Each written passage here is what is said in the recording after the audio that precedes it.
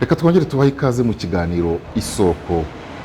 Mu mwanya twakiramo abantu b'ingeri zinyuranye kugira ngo tubadusangize ku isoko y'ubumenyi bw'ibyo barimo bakora umunsi ku wundi. Muri aka kanya tugiye kugaruka cyane cyane ku birebana n'uburezi. Mujya mwumva abantu bavuga ngo ni gute umuntu arangiza kaminuza nta rurimi na rumwe mpuzamahanga ashobora kuvuga kandi akaruvuga neza. Ubwo baba bagaruka ku bijyanye n'ireme ry'uburezi. Muri aka kanya turi kumwe n'umuyobozi wa kaminuza ya Ines Ruhengeri, ni Padiri Dr Fabien Hagenimana. Ikaze mu kiganiro. U Rwanda ni igihugu cyamaze kugaragaza icyerekezo cyo kubaka ubukungu bushingiye ku bumenyi. Mwebwe nk'abahanga, mwebwe nk'abategura izo ntiti, abo bahanga bazaza mu mirimo, iyo igihugu kivuze ngo turifuza ubukungu bushingiye ku bumenyi, iyo nyito ubwayo muyumva mute, mukayisobanura mute? Nibyo, kubaka ubukungu bushingiye ku bumenyi ni impinduramatwara igezweho guhera muri za 1980 gukomeza niho tugeze. Ni nyuma y'ubukungu bushingiye ku buhinzi ku banyaburayi nyine n'abanyamerika, hanyuma ubukungu bushingiye ku nganda, hanyuma n'ubukungu bwashingiye ku nganda no ku musaruro mwinshi kurushaho. Ubu rero n'ubukungu bushingiye ku bumenyi, bikaba bishaka kuvuga ubumenyi hinduramatwara, ubumenyi buhanga. Ubwo rero iyo u Rwanda ruvuga ngo rushaka kubaka ubukungu bushingiye ku bumenyi, ni uko abantu bagomba kugira ubumenyi kandi bagashobora kugira ubushobozi bwo guhanga ibituma abantu bashobora gutera imbere kurusha uko bari bahagaze, cyane cyane bakoresheje ikoranabuhanga, kuko nanone turi mu gihe cy'imboneramatwara y'ikoranabuhanga. Ni icyifuzo cy'u Rwanda, ariko muvuze ko ni naho isi igeze. Ni isi igeze rwose. Ubumenyi ni ubuhe bumenyi?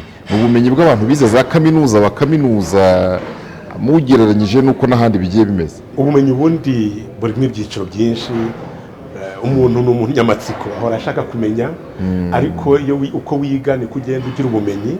Ubumenyi rero turimo tuvuga aha ngaha si ukuvuga ngo nzi ikintu iki n'iki, ahubwo nzi ibanga ry'ikintu iki n'iki kandi nshobora kuribyazamo umusaruro. Niyo rero nicyo cyerekezo iyo bavuze ubwo bumenyi. Ni ubumenyi bushobora kubyazwa umusaruro kubera ko bushobora gutanga innovation, bushobora gutanga guhanga imirimo mishyashya no guhanga products nshyashya. Ari interuro bakunze gukoresha ngo ni gute umuntu arangiza kaminuza nta rurimi na rumwe mpuzamahanga, aba Igifaransa, kiba Icyongereza, ubwo inaha nibyo abantu bakunze kumenya, avuga kandi akavuga neza. Kuvuga indimi mpuzamahanga neza niko kugira ubwo bumenyi. Umunsi Abanyarwanda bazaba bavuga neza Icyongereza, bavuga neza Igifaransa, nibwo tuzagera kuri bwa bukungu u Rwanda rwifuza. Oya, indimi ni means. Indimi ni icyo umuntu yifashisha, icyo umuntu yifashisha, ntabwo aricyo kigamijwe. Ariko indimi kutazimenya biba bigaragara ko hari byinshi baba baguhishe udashobora kwigereraho, ndetse niyo wiga utashobora kuvuga ururimi neza, utarwumva neza, birangira ibyo wize nabyo utabyumvise, udashobora no kugira abo ubibwira. Ku buryo rero indimi, kuba umuntu adashoboye kuvuga indimi, ashoboye kuzikoresha arangije kaminuza, ni ikimenyetso ko dufite ikibazo gikomeye. Ariko ubundi uretse kurenganya za kaminuza, ngira ngo mu makaminuza yo hanze abantu bakunda kujya kwigamo, baravuga bati uzaza kwiga ni uko yatsinze iki kizamini kiba n'ururimi rw'Icyongereza, cyangwa reba n'ururimi rw'Igifaransa, cyangwa ku rwego runuri Igishinwa cyangwa Ikidage, ibintu nk'ibyo ngibyo. Ni ukuvuga ko indimi ntabwo zigirwa muri kaminuza. Ni na ngombwa ko abantu babimenya bakabisobanukirwa. Ntabwo kaminuza ishinzwe kwigisha indimi, ishinzwe gufasha abantu kugera kuri bwa bumenyi mpinduramatwara. Naho indimi ni nk'aho muri sogonderi uba warabirangije, utarabikemura muri sogonderi rero aba agiye kugenda yitegatega ku buryo n'umusaruro we ukemangwa. Hari umwanditsi wigeze uvuga ngo l'université pourquoi, avuga ngo kaminuza kubera iki? Muri iki cyerekezo cy'u Rwanda, kaminuza urayibona he n'amashuri makuru? Ubundi icyerekezo cy'u Rwanda cy'ubumenyi, ubumenyi buhanga, kaminuza zidahari ntabwo ubwo bumenyi bwazagerwaho. Kuko mu rwego rwo mu mashuri y'incuke, abanza, ayisumbuye, n'ubumenyi uba ushaka kugira ngo ugire amatereko. Ariko ubumenyi bushobora guhanga ubundi bwagombye kuza noneho bukabyarwa n'ayo makaminuza. Ari ubumenyi uburyo abanyeshuri biga bakagombye kwigishwa kwiga ntabwo ari ukwigishwa gufata utuntu agapaki mwarimu yaguteguriye ngo akaguhe, ahubwo ni ukwigishwa guhora kukipfundurira ukongera ukakipfundikirira aho kugira ngo ucungire ku two mwarimu yaguhaye. Ubumenyi ubu ngubu buri hirya no hino kuri interinete, ahubwo ni ugufasha umunyeshuri kubugeraho, kububyaza umusaruro, akava ku rwego rwo kumiragura akagera ku rwego nawe rwo kushobora kugira icyo atanga agendeye kuri ubwo bumenyi. Kaminuza rero ni mu nshingano zayo, kubera ko ifite inshingano zo kwigisha nyine ubushakashatsi ndetse no gukorana na sosiyete. Ibyo ntushobora kubitandukanya. Uwiga neza anakora ubushakashatsi neza, kandi ubushakashatsi bwiza buba bufitanye isano n'ibibazo bya sosiyete. Ni ukuvuga rero kaminuza ni ishingiro kugira ngo tuzagere kuri ubwo bukungu bushingiye ku bumenyi. Reka tuzi iwanyu muri Ines Ruhengeri, ibyo bintu bitatu uvuze mu bihuza muti? Hari ukwiga neza, hari ubushakashatsi, no kubihuza n'umuryango ukoreramo. Ines Ruhengeri urwo rugamba tururiho nk'uko abandi baruriho, ariko dufite umwihariko. Twatangiye dufite icyerekezo cyo gutanga umusanzu mu gihugu cyari kirimo kivamvanuka kiva mu bibazo kugira ngo kigire cyubaka amateka mashya. Turavuga tugiye gutanga umusanzu. Ubwabyo ni icyerekezo gikomeye, kuko ntabwo abashinga kaminuza bose bashaka gutanga umusanzu, hari n'abashaka kwiha umusanzu kugira ngo bagire icyo bageraho, bizamurire mu mufuka, bakire bakomere, cyangwa se bagire ibyubahiro byo kuba ngo bashinze amakaminuza. Twe twashaka gutanga umusanzu. Ibyo byatumye rero porogaramu twashinze zose zigirana isano n'ibibazo byari bikeneye gukemurwa mu gihugu, ndetse tuza no gukora ubushakashatsi ngo turebe uburyo kaminuza zitwara ugendeye ku bibazo biri ku isoko ry'umurimo. Ibyo twabukoze muri 2008, dusanga hari ikibazo ko ku isoko bavuga ngo ariko abantu barangije kaminuza batumariye iki, n'ibiteori gusa. Bituma dushaka icyerekezo gishya cya kaminuza y'ubumenyi ngiro. Buriya ni imyumvire mishya. Kaminuza y'ubumenyi ngiro ni kaminuza yigisha uburyo ikintu kimwe kiri ku ishuri, ikindi kiri mu murimo hanze, aho umunyeshuri yiga agambiriye gukemura ibibazo ibi n'ibi biri mu iterambere bigendana n'iterambere ry'abaturage. Aho rero byadusabye guhuza nyine kwa kwigisha ubushakashatsi n'ibikorwa biri mu baturage. Niyo mpamvu porogaramu zacu usanga buri porogaramu iba yubatse ku buryo uvuga uti ikibazo cyayo ni iki ngiki kigomba gukemura. None imyigishirize ikaba ari pratique cyane, abanyeshuri atari ukuvuga ngo tuzi ko igikoresho iki n'iki kibaho, ahubwo tuzi kugikoresha, tuzi ko gikoreshwa gukemura ikibazo iki n'iki. Ubwo tugakorana n'abanyenganda n'abari ku isoko ry'umurimo. Iyo duvuze inganda, ntabwo ari inganda zikora ibintu binini. Buriya no mu biro by'umwavoka ni uruganda, no mu biro by'umunyamakuru ni uruganda, ahantu hose umuntu akorera umurimo ni mu ruganda. Abo ngabo turabatumira tugafatanya kunoza porogaramu, bakadufasha ndetse no mu kwigisha, atari ukwigisha wenda ibyo mu buryo bwa module yuzuye ariko nka seminars, cyangwa se bakadufashiriza abanyeshuri. Dufite uko dukorana bituma uwakira umunyeshuri tuba twavuganye, azi icyo dushaka, tukajya no gusura umunyeshuri, tukavugana n'uwamwakiriye kandi ari we mujyanama we, bikarangira aduhaye na feedback, hanyuma tukayikoresha mu kuvugurura imyigire n'imyigishirize na porogaramu.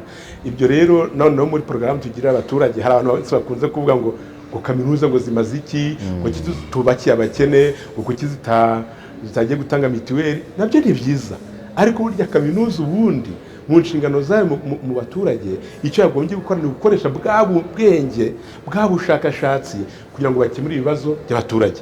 Niho usanga nko muri Ines amalaboratoire yacu akoreshwa mu gupima ibintu birebana n'ubutaka, mu gupima ibirebana n'ibyubakishwa byose binyuranyuranye, ibirebana n'ibiribwa ndetse n'ibinyobwa, ibirebana n'amazi.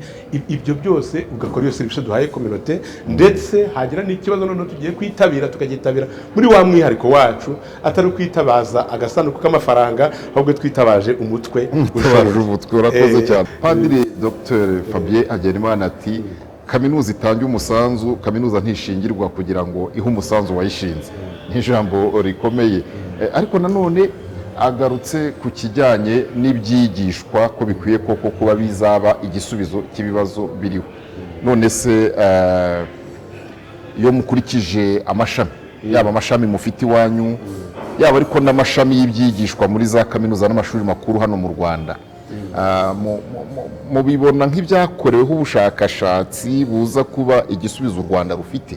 biragenda bitera imbere bigitangira abantu benshi bagiye bafata iby'abandi bakazana cyane cyane ko nta mateka maremare twari dufite ya za kaminuza abantu wabonaga bafata iby'ahandi akora ibyo bazana ariko ubu ngubu bisa n'ibigenda bivugururwa.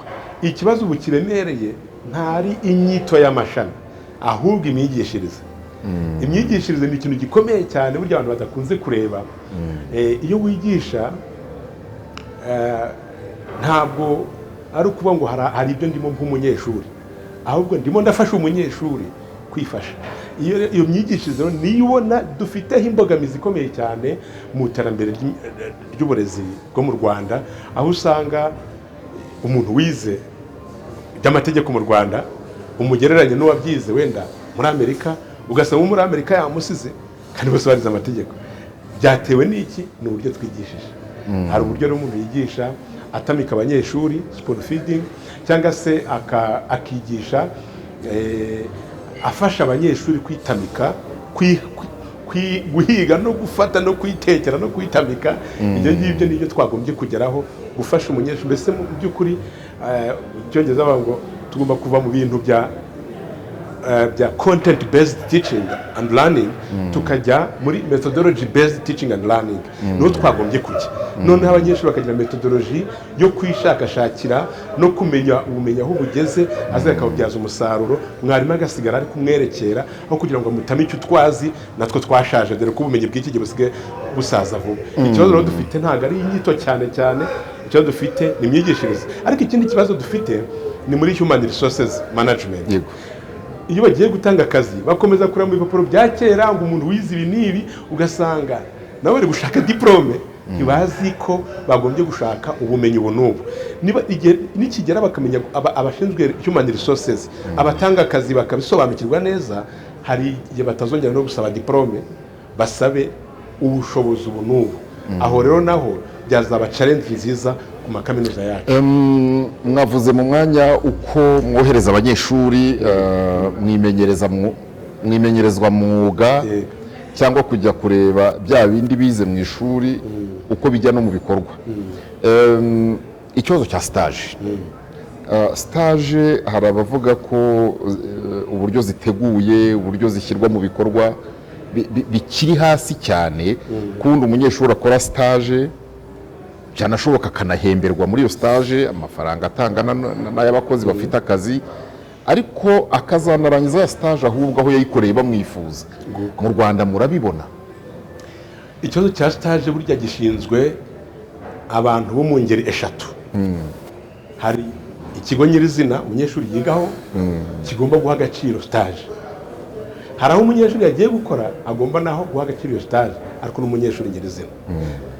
Mbigarutse rero, ibigo hari ibigo bikoresha stage byo kurangiza umuhango, ndetse yabona nuko akwepa bayikore.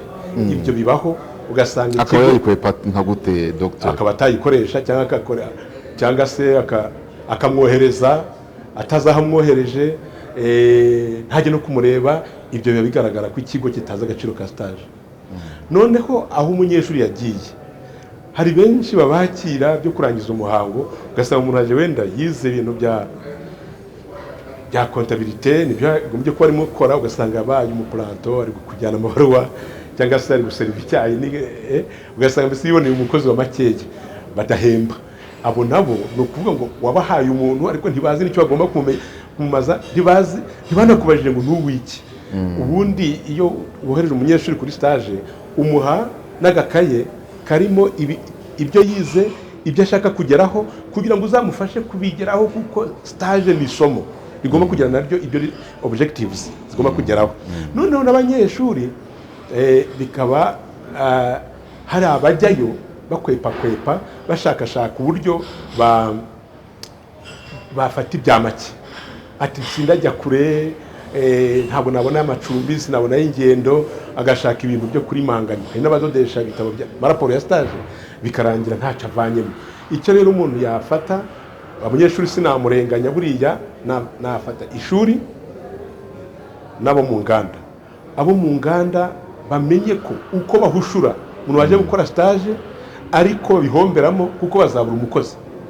Ndetse nkaba nanabasaba mboneyeho abari mu nganda, no kuvuga abari mu mirimo inyuranyuranye, atari inganda gusa zingize tuzi ngo inganda zikora ibintu binibi, mu mirimo inyuranyuranye, iyo baguhaye umustajeri mwakire, umumenye, umufashe, ejo azaza ari umukozi wawe, aho kugira ngo uvuge ngo twabuze abakozi, kaminuza ntacyo zimaze, ngwino dufatanye guteka, tuzasangira no kurya.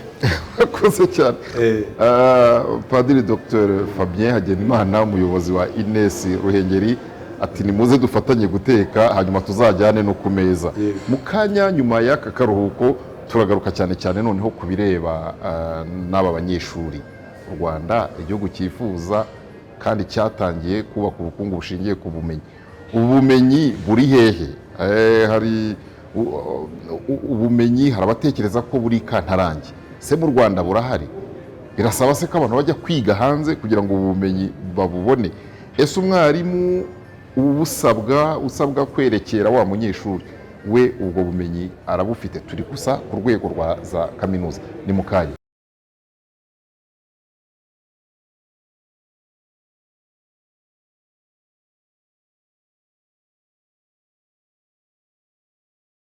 Turizera ko tukiri kumwe nawe mu kiganiro Isoko.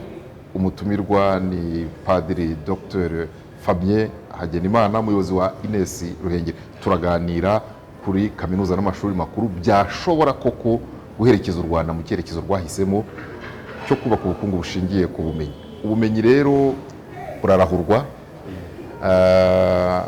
Muri uru Rwanda hari abatekereza ko wize neza ari uwize hanze, hari n'ababiharanira, hari n'abajyayo. Abo bantu mubabwira iki? Nibyo birahangayikishije kubona umuntu ashyira muri publicité, mu kwamamaza, avuga ngo gira ku ndoto zawe uzajye kwiga hanze y'igihugu. Kumva ni indoto z'abantu, abantu bashaka kujya kwiga hanze y'igihugu. Kuri ko kwiga hanze y'igihugu harimo impamvu ebyiri. Hari impamvu imwe ifatika ko nta wakwihaza muri byose, kandi akatagurutse ntikamenya iyo bweze. Ibyo ni byiza ko abantu bajya no kwiga hanze, ibyo ni byiza rwose. Ariko hari indi mpamvu itari nziza, ya yindi yo mu muco nyarwanda, aho umuntu yarwaraga mukarenga umusozi mukambuka undi mugiye gushaka imihamuro, hagati aho nawe iyo ngiye baje gushaka imihamuro iwanyu. Icyo ngicyo byo ni uburwayi mu bundi, kuba umuntu atekereza ko ireme riba hanze gusa, ntabwo ari byo. Ireme riri no mu Rwanda, riranashoboka no mu Rwanda, naho kandi ryaba ricumbagira ryakubakwa, kuko tubifitemo inyungu. Dufitemo inyungu ya mbere ko iyo abantu bajya kwiga hanze, nibyo bashobora guhura n'ubundi bwoko bw'ubumenyi, bakanahura n'abandi bantu, ariko abayiga yatwaye amafaranga menshi cyane, ayo kurya, ayo kwigiraho, ayo yari atanga buri munsi muri icyo gihugu. Ubwo bukungu dushaka kugira ngo ibyinjira n'ibisohoka bize kureba ukuntu bitatandukana cyane, ubwo ibisohoka bibaye byinshi tuba tubihombeyemo.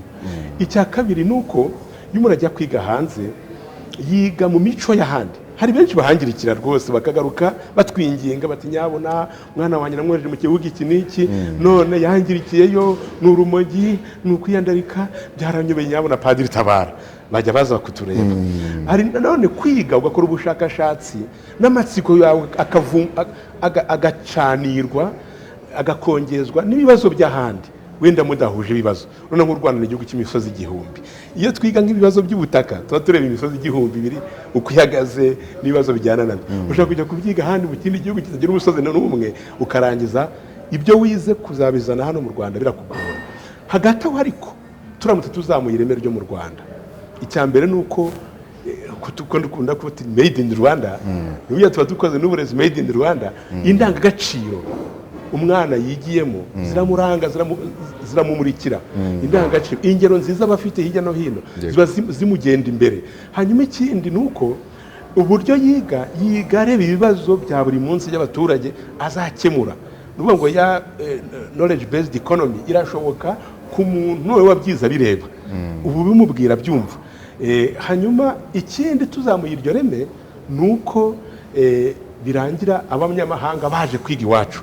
Nk'ubu muri Ines Ruhengeri dufite abanyeshuri bava mu bihugu 9 by'Afurika, ariko n'abandi baza gukora amasitaje, baza kwiga igihe gitoya bavuye mu Burayi n'ahandi, abo barimo baraza. Icyo ni ikimenyetso ko n'igihugu cyabyungukiramo kikagira tourism ishingiye ku burezi.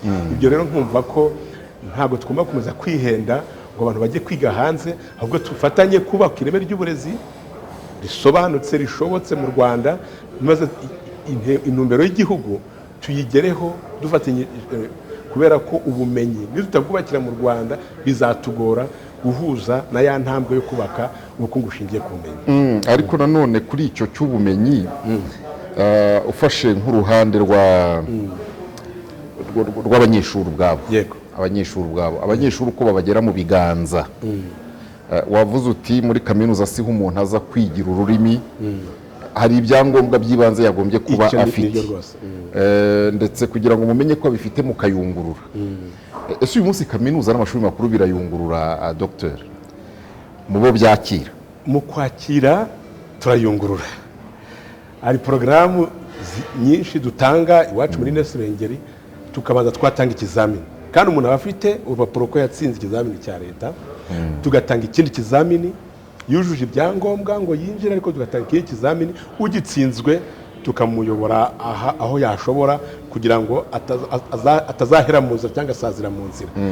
Gusa rero nanone icyifuzo cyanjye nuko tutategereza gufata gusa abatabonye buruse ya leta muri UR no muri Rwanda Polytechnic. Biriya nabyo buriya bintu bituma tujya nyuma tukisanga mu biganza dufite aho turaburungusha ukaburungusha bagenda buti reka ndebe, tukavunika birenze kabiri kuko ufasha abantu batashoboye kubona buruse. Nanone babandi ufashe ugomba gushyiramo imbaraga nyinshi, kandi nawe nta zindi mbaraga uhabwa zidasanzwe, ku buryo numva uwagira ati agashyira akaha amahirwe abanyeshuri, ku buryo ubushobozi bwabo burya ni bubiri. Hari ikibazo cy'ubushobozi mu mutwe nyine, mu mikorere, mu bumenyi baba bafite iby'ibanze, ariko n'ubushobozi bwo mu mufuka. Leta ishoboye kubishyiramo imbaraga, aya makaminuza yose ari mu Rwanda agafata abanyeshuri, burumvikana no muri REB bari ko babigenza no hasi bakazamuka basobanutse, tugafata abantu bashoboye kandi bashobotse, natwe twabaha ibizatuma amakemwa agenda agaragara ava mu nzira. Ariko hagati aho ntabwo ari excuse kuba dufata abantu, bivuga ko tugomba kubafasha kuzajya ku isoko bashoboye.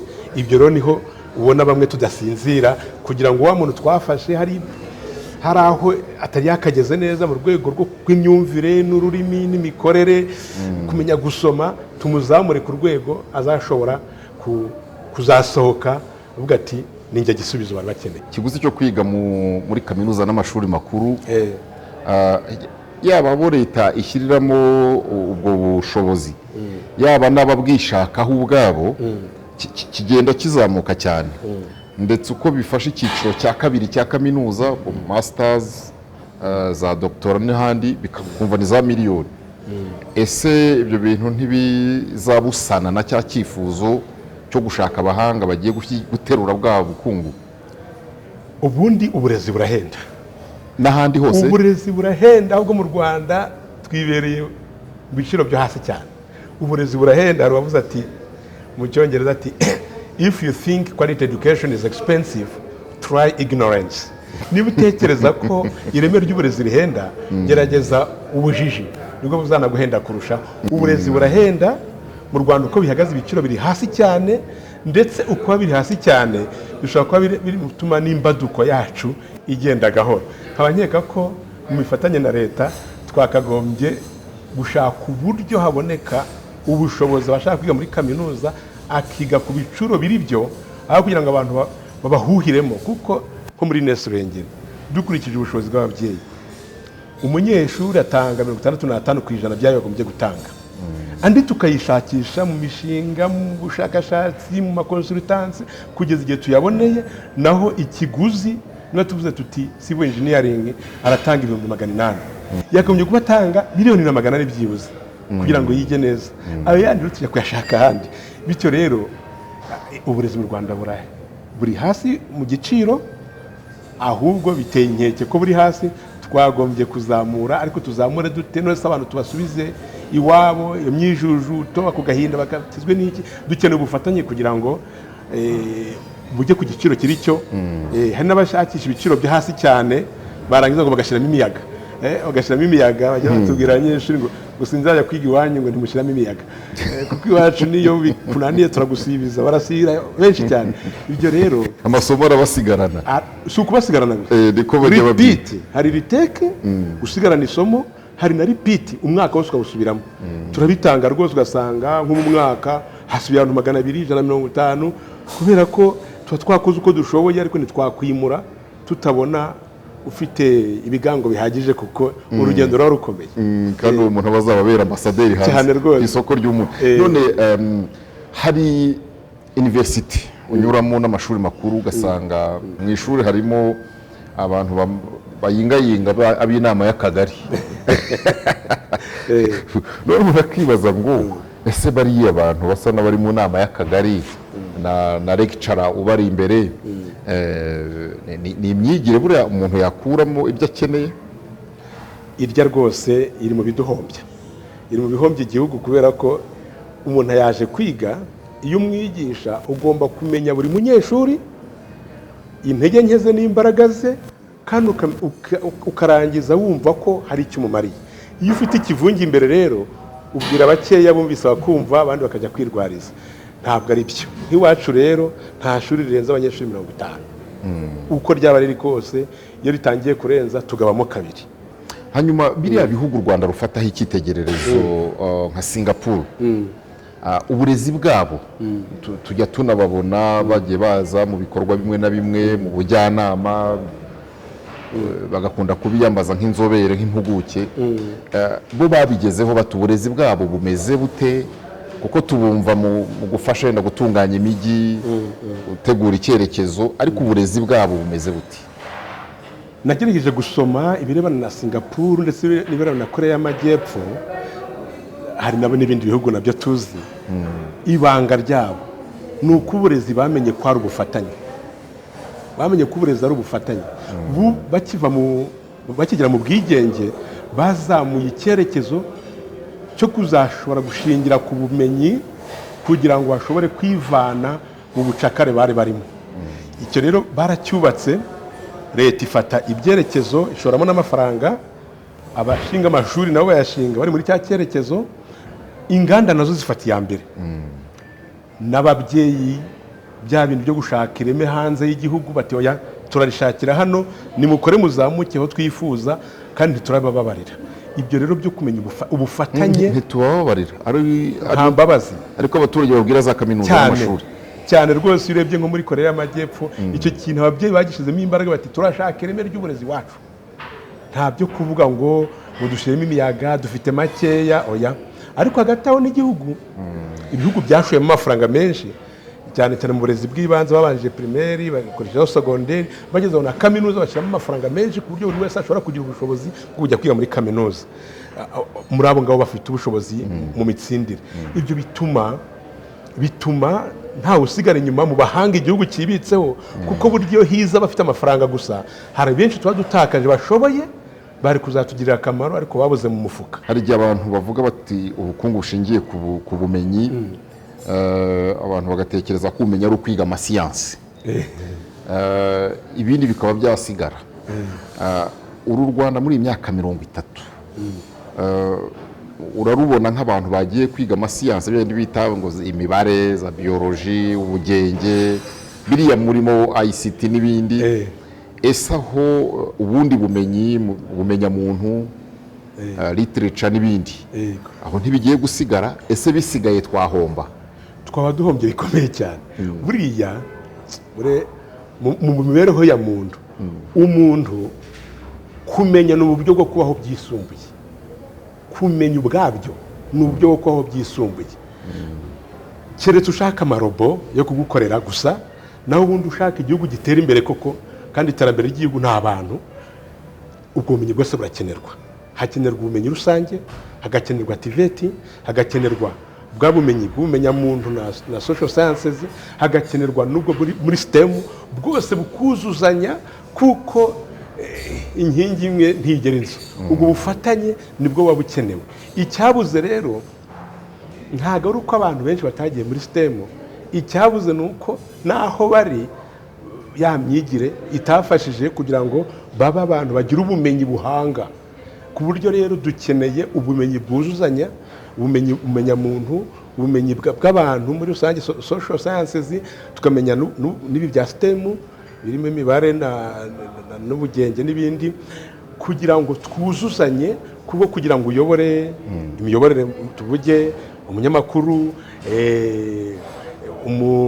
umucamanza, abazayobora imirenge n'iki, ntabwo ari abatekinisiye, ni abantu bafite ukuntu bafungutse muri bwa bumenyi butandukanye. nkaba nkeka ko ari n'igihe kigeze ngo twumve impamvu z'ubwuzuzanye bw'ubumenyi, aho kugira ngo tujye ku ruhande rumwe dusiga urundi, tujye kuri rumwe dusiga urundi. Byose turabikeneye. naho icyo twanasaba ni uko mu kwigisha no gufasha abanyeshuri, tufashe umunyeshuri kujya mu byo akunze.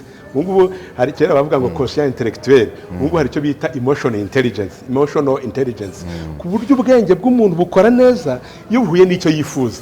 yewe n'abanyabugeni barakenewe, abaririmbyi, abashushanya, abakora twa design duto n'utundi, abo bose barakenewe. Gufasha umunyeshuri kwiga icyo akunda nawe kandi akakigirira igishika, birangira yashoboye kugira umusanzu we mu buryo bufatika mu iterambere ry'igihugu. Murakoze cyane. Arakoze Padiri Dr Fabien Hagenimana. Nk'uko abisobanuye, kumenya ubwabyo ni ukuzamura urwego rw'imibereho uko umuntu abayeho. Ariko nanone nk'uko yakomeje kubigarukaho muri iki kiganiro, uwinubira ko uburezi buhenze ngo azabanze abaze nibura ikiguzi cyo kutamenya uko cyamuhenda. Ibyo rero ngira ngo umuntu yabishyize ku munzani yamenya icyo ahitamo. Agarutse ariko no ku kijyanye no kuvuga ngo ni ukwiga atari ugushyiramo imiyaga. Ko wize iyo abakureba cyangwa bakumva, iyo bakuganiraho babona ibyo wize warabyumvise. Kukiga uriga ibyo ukunda, uriga ibyo ushaka, uriga gutekereza ko hanze aha n'ubundi nubwo mwarimu azaba atakiguha amanota, ariko sosiyete izakomeza kuvuga ngo uyu muntu ko tubona ari umuswa. Biragatsindwa ko waba ufite urupapuro ariko abantu bakabona uri umuswa, cyaba ari ikibazo. Murakoze, mugira ibihe byiza.